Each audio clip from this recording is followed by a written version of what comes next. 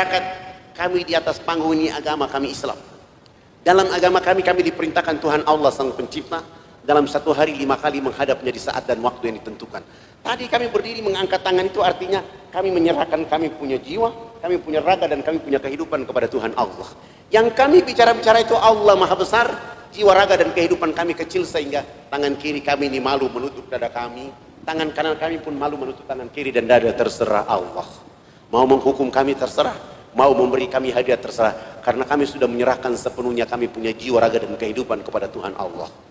Kepala suku mendengar penjelasan saya, langsung beliau mengatakan, wow, ini agama yang benar. Menurut Bapak kami sudah Islam. Beliau terus mengajukan pertanyaan, tapi kenapa sesudah itu anak dengan teman-teman bongko badan? Apa artinya bongko badan? Kenapa ruku? Saya jawab, kami bongkok badan itu supaya melihat seluruh fasilitas yang diberikan Allah kepada manusia berupa pasir, tanah, batu, air, hewan, tumbuhan. Silahkan dinikmati, dipelihara, dilindungi, karena masih ada manusia berikutnya. Kepala suku menjawab, ini agama yang benar. Menurut Bapak kami sudah Islam. Tapi kenapa sesudah itu anak dengan teman-teman tunduk mencium papan? Kenapa sujud? Dia bilang mencium papan.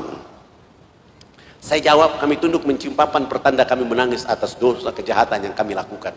Dan kenapa kami lakukan itu? Sebentar kami mati nanti, kami punya kulit, daging, darah, tulang akan dilebur kembali menjadi tanah. Sebelum dilebur kembali menjadi tanah, kami menyatukan kepala, telapak tangan, lutut, dan kaki, menangis minta ampun kepada Dia Allah yang Maha Tinggi. Tapi kenapa sesudah itu anak dengan teman-teman lihat ke sebelah kanan mulutnya bicara-bicara, lihat ke sebelah kiri masih bicara-bicara? Apalagi artinya itu? Salam, dia bilang bicara-bicara. Saya jawab, kalau tadi kami mengangkat tangan adalah menyerahkan sepenuhnya jiwa, raga, dan kehidupan kami bongkok badan untuk melihat apa yang diberikan oleh Allah. Sesudah itu minta ampun. Selesai minta ampun, kami lihat ke sebelah kanan, kalau di tempat ini belum ada orang yang tahu mandi, tugas kami datang mengajarkan mereka bisa mandi. Ada yang belum tahu berpakaian, tugas kami mencari pakaian untuk menutup tubuh badannya. Ada yang lapar, tugas kami mencari makan. Ada yang sakit, tugas kami mencari obat. Sesudah itu melihat ke sebelah kiri, kalau di tempat ini belum ada orang yang mengenal Allah dan Rasulnya, kami datang ke sini mengajarkan mereka nama Allah dan Rasulnya. Begitu mendengar penjelasan saya, langsung kepala suku mengatakan, kalau begitu jangan dulu di atas panggung. Kami semua disuruh turun duduk bergabung dengan masyarakat di bawah. Mereka tua-tua adat dan kepala-kepala suku naik di atas panggung menggantikan kami. Bukan sholat, tapi mereka duduk rapat membahas kehadiran kami di sana. Setelah rapat selesai, kepala suku besarnya berdiri dan menyampaikan pengumuman. Hari ini kita senang karena anak-anak sudah datang mengajarkan kita agama yang benar. Maka dalam rapat adat kami sepakat kita semua yang ada di lapangan masuk ke dalam agama anak-anak ini. Begitu mendengar kalimat ini, kami para dai semua sujud menangis minta ampun karena malu, tidak bawa apa-apa kecuali nama Allah dan Rasul serta sabun, sampo, odol, sikat gigi. Di saat itu pun mulai masyarakat yang tadi yang sudah mandi maupun yang belum mandi berkumpul, dan saya bilang, ikuti kata-kata saya. Subhanallah, tidak ada satu di antara kami yang tidak menangis karena kebahagiaan hidayah datang kepada saudara-saudara kita. Setelah mereka syahadat selesai, program berikut untuk mereka adalah kami ganti nama-nama mereka. Yang nama Markus kami ganti dengan nama Zainal Abidin. Yang nama Paulus kami ganti nama dengan nama Tajuddin, Hasanuddin, Mahmud. Dan itu nama-nama yang paling cocok untuk saudara kita syahadat di sana. Sangat lucu kalau dia masuk Islam, rambutnya keriting, badannya hitam kering, dipanggil Kang Cecep. Tidak cocok, tidak cocok. Atau dipanggil nama Suroto, itu juga tidak cocok. Tapi Muhammad, Abdul Muthalib, Abu Bakar, nama-nama itu sangat keren untuk mereka. Setelah mengganti nama, pekerjaan berikut yang kami lakukan adalah melaksanakan hitanan massal mulai dari umur 7 bulan sampai umur 63 tahun. Alhamdulillah kami dibantu oleh teman-teman dari Angkatan Laut di bawah komando Letnan Kolonel Dr. Mulia Tarmizi. Lalu kita hitan mereka semua. Setelah itu beliau mengatakan, harus kita kasih tahu Pak Harto.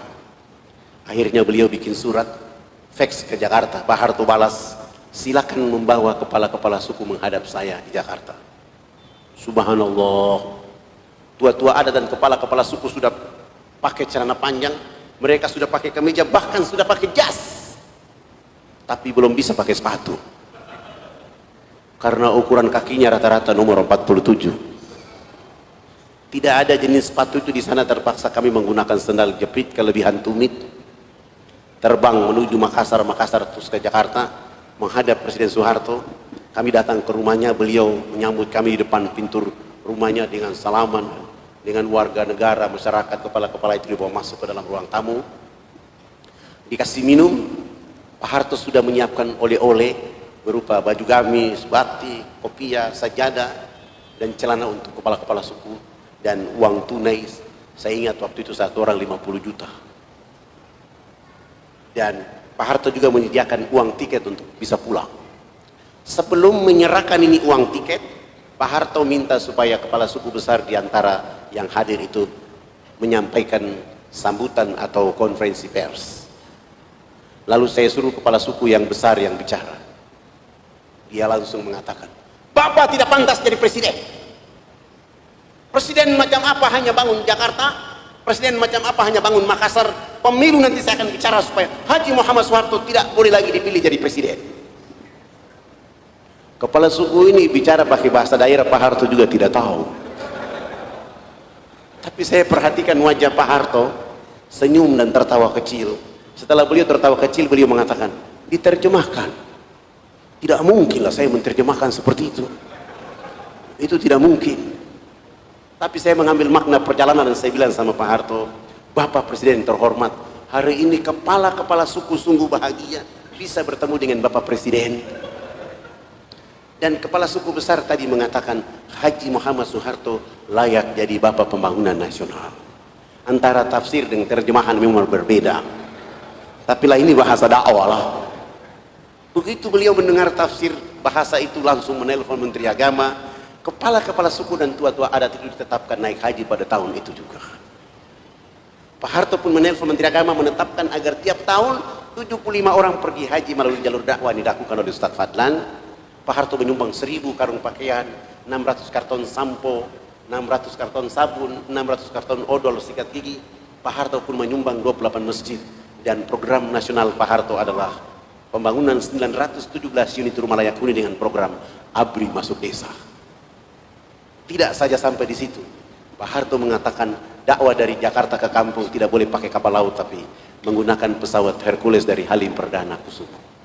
Subhanallah, Pak Harto sudah tidak ada, tapi jejak kebangsaan Indonesia dan dakwanya tersimpan rapi sampai hari ini. Anak-anak yang sahadat dibawa keluar sekolah di Muhammadiyah, Jakarta, Jogja, Semarang, Solo, bahkan hari ini mereka ada yang sudah jadi camat, ada yang sekwilda, ada yang sudah jadi bupati, ada juga yang sudah jadi tentara polisi.